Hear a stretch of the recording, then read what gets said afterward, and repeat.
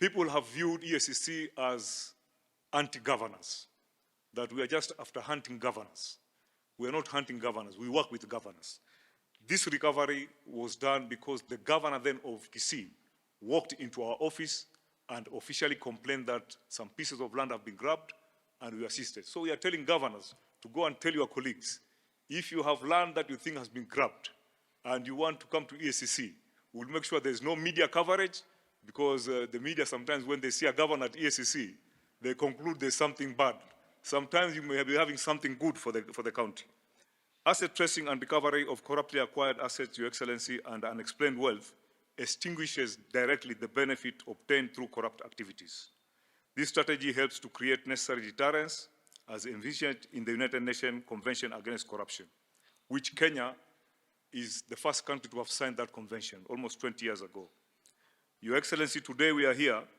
We are gathered to witness the handing over of about 35 titles, measuring approximately 18.71 acres with a total value of about 5 billion shillings. Your Excellency, for your information, there are other titles that are in the process, and maybe soon we'll be back here, through your blessing, to have another occasion like this.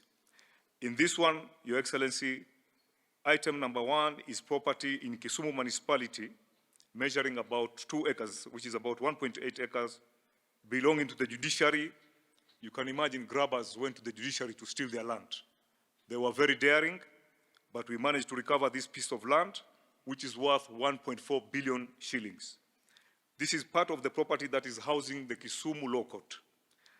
Second one, Your Excellency, are 3 properties in Eldoret town, measuring 3.25 acres, with approximate value of 1.2 billion, which are in favor of the Cabinet Secretary, National Treasury, as a trustee of the National Police Service.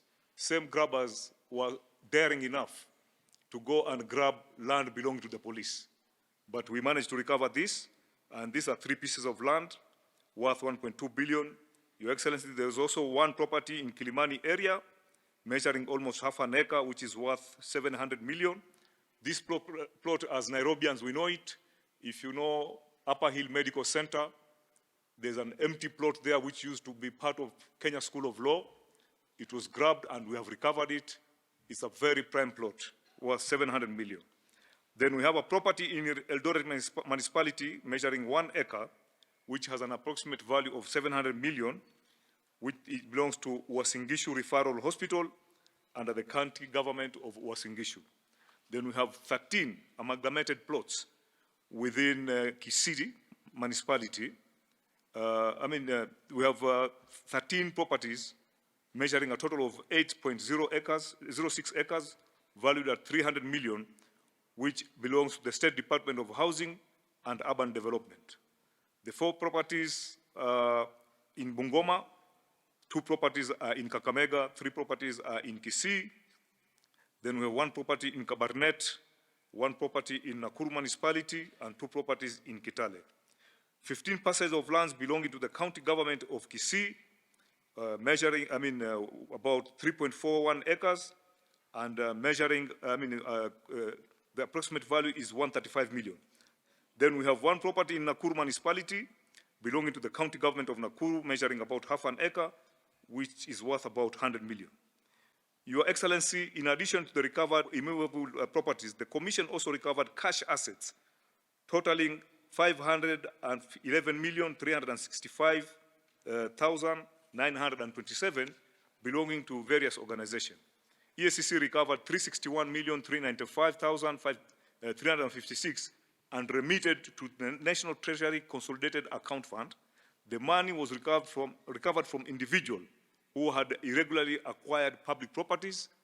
And the second one is that 79,292 shillings for the Kenya Ports Authority Retirement Benefit Scheme. The money was recovered from a law firm. Then we have recovered 70,677,700 shillings for Kenya Medical Research Institute, that is KEMRI Retirement Benefit Scheme. This money was recovered from an individual after a civil process. I wish to humbly mention to the Commission that the Commission has put in place effective measures for prudent utilization of resources allocated to its operation. However, more can be done the Commission is faced with quite a number of challenges, among them inadequate resources, and the Chairman has talked about it.